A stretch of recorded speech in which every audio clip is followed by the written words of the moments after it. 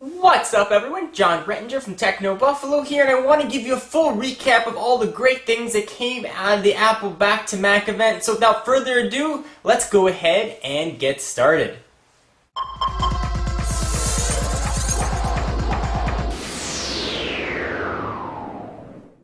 So if you see me look down, it's 'cause I got some notes in front of me. The conference just ended. I will start at the beginning when Steve Jobs came on stage and talked about the state of the Mac. 33% of revenue was the actual Mac hardware, the computers, which accounted for $22 billion, quite a lot. So the first product they announced was iLife 2011. It's going to have all the same apps, so iPhoto, iMovie, iWeb, GarageBand, and the like. It's also going to have a brand new iPhoto. Certainly all the apps are going to be revamped, and they showed a ton of new iPhoto features. So it's going to have a new full screen mode. It's going to have Facebook enhancements. It's actually going to pull down your Facebook picture, which is kind of cool. It's going to be able to email photos out. It's going to have better book creation and printing, so when you want to make albums. It's going to have this new letterpress card, this new way to send greeting cards to friends and family, especially with the holidays coming up. Kind of neat. They showed iMovie 11. You're going to get better audio editing. You're now going to get audio effects, which are kind of neat, all with the same sort of one-click easy editing that we've seen with previous generations of iMovie. You're also going to have a one-stop effect, which is kind of neat, so some new effects are going to be built in there. It's also going to have new sports themes. You're also going to be able to easily create trailers for your movies. So if your family goes on vacation and you want to show your grandma quick few minutes what you're going to do, you can create sort of almost cinematical looking movie trailers. Kind of neat, little gimmicky. I'm sure it'll get overused on YouTube. I'm sure I'll overuse it on YouTube. They showed GarageBand. It's got a new flex time feature. It's got some new groove maintaining stuff. It's got some new guitar amps and some new tutorials. Great. The next new thing they showed, they didn't go through the rest of the iLife apps, but they're all presumably updated. It's also going to be available today, by the way, and it's going to be $49 to upgrade, and it's going to come on all new Macs for free. Next thing they showed was FaceTime. Finally, FaceTime is coming as a desktop application for Mac, so you can use your Mac and your webcam to talk to anyone who's got an iPhone 4 or a new iPod Touch to get your FaceTime on, which is really cool, and I wish I had when I was in high school.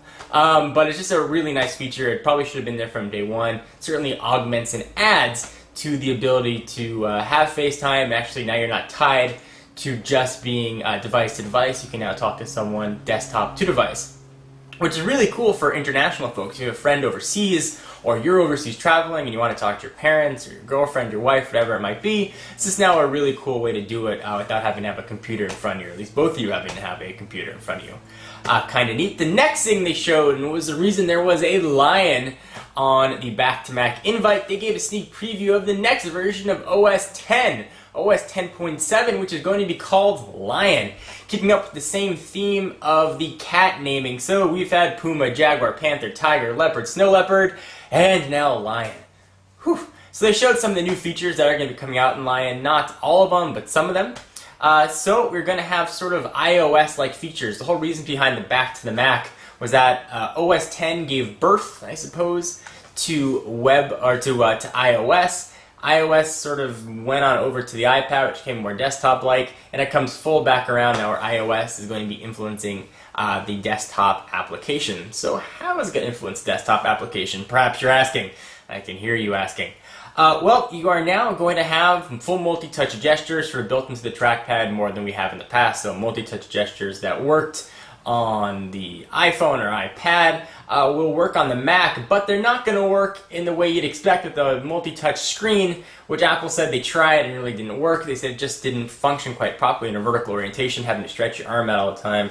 Said you got arm fatigue. Who knows? I think it also would affect the hinges on a laptop, which we'll talk about a bit later. So all the multi-touchness is going to be done on the Magic Mouse, on the Magic Trackpad, and on the multi-touch trackpad on your laptops. They're also announcing, and this thing is going to just print money, is a new desktop app store. So you're not going to get just sort of the game type things and the light applications that maybe you get on the iPhone or iPod Touch. You're going to get full applications, so you can download pages or full desktop apps right on this app store, which is kind of neat. They're going to be in full screen. The apps will sort of auto update like they do on the iPhone and iPod Touch, which is kind of neat. You're going to have one-click payment. You're going to have free and paid apps. They're going to give the developer 70%, similar to what they do, or exactly what they do now, with the current App Store model. All apps that you buy be licensed to all Macs, so if you buy an app in one spot and you have a laptop as well, you buy it on your desktop, you'll be able to use it there as well. And all these new apps and stuff are going to go into something new called a Launchpad. Not the silly pilot from DuckTales. I just probably dated myself.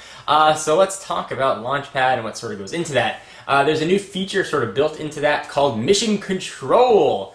Mission Control is going to let you view everything on your Mac. It sort of integrates Expose, Spaces, and sort of all those content viewing applications on the Mac. You're going to get a full screen grid. You can create folders much like you can on your iPad.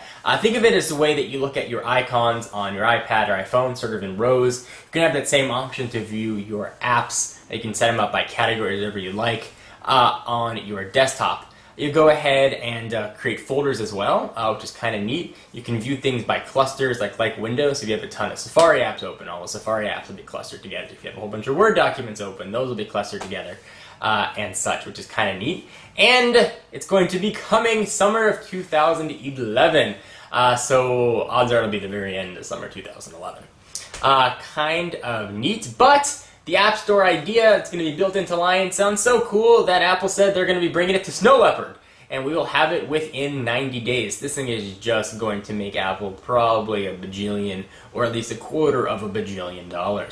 Alright, and there was one more thing, to the surprise of no one, but still very high on the cool factor. The MacBook Air got a tremendous refresh, and this thing is now really kind of cool. So let me go ahead and run through the specs, and there was no manila envelope that it was pulled out of, unfortunately.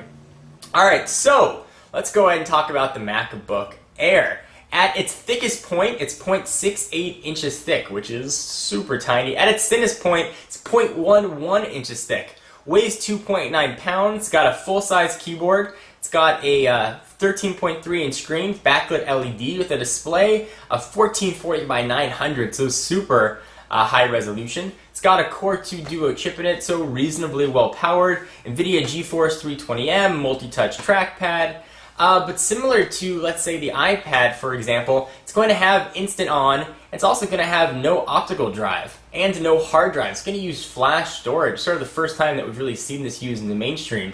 So no more SSD sort of container. You have pure flash storage built into a computer, which should make for increased speeds, which is kind of neat. It's going to get 7 hours of battery life on web usage. This is 7 hours of actual usage that you're going to get. And you're going to get a whopping 30 days of standby time.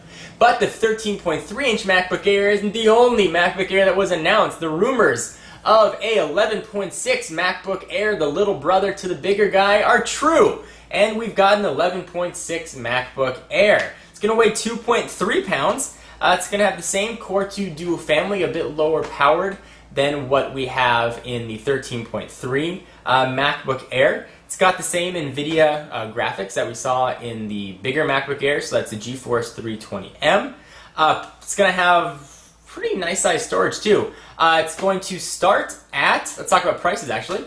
The 11.6 is going to have a 64 gigabytes flash storage. You can up that to 128 and add $200. It's going to have a 1.4 gigahertz processor, and it's going to start at $999. The 13.3 is going to start at $1299, 1.86 gigahertz Core 2 Duo processor, have 128 gig standard. You can up that to 256 for $1599, and they are going to be available today. So what do you guys think? Are you excited? Are you going to go out there and get one? Or are you not going to go out there and get one?